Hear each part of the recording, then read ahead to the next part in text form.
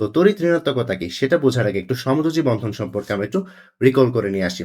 সমযোজী বন্ধনে আমরা দেখে এসেছিলাম দুটি অধাতু কি করে, তারা হচ্ছে একটা বন্ধনের মাধ্যমে আবদ্ধ থাকে যেখানে হচ্ছে দুইটা ইলেকট্রন থাকে আসলে।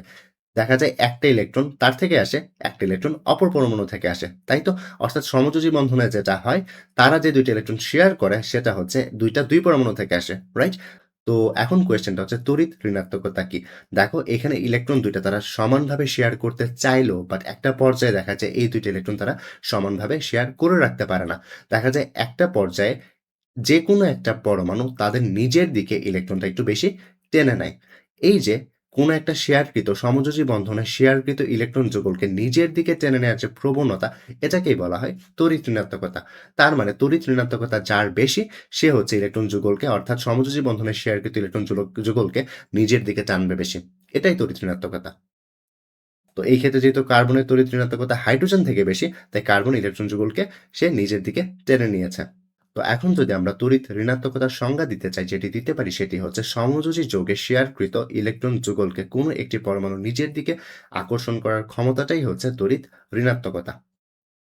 তো এবার চলো পর্যায় ভিত্তিক সম্পর্কটা দেখে নিই। সবসময় মনে রাখবে যেটা, একই পর্যায়ের বাম থেকে ডানে গেলে, অর্থাৎ একই পর্যায়ের বাম থেকে ডানে গেলে তাদের কি হতো, তাদের আকারটা হচ্ছে আমরা জানি কমে যায়। তাদের আকার কমে গেলে নিউক্লিয়াস ইলেকট্রনের আকর্ষণটাও কি হয়ে যায়, বেড়ে যায়, রাইট?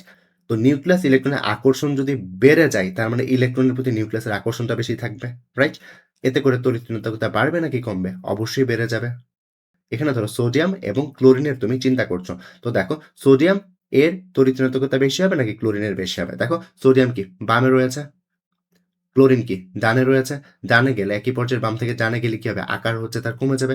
আকার কমে গেলে নিউক্লিয়াস এবং ইলেকট্রনের আকর্ষণটা হচ্ছে অনেক বেশি বেড়ে যাবে। আর নিউক্লিয়াস ইলেকট্রনের আকর্ষণ বেশি বেড়ে যাওয়া মানে কি, ইলেকট্রনের প্রতি নিউক্লিয়াসের চাহিদা বেশি থাকবে।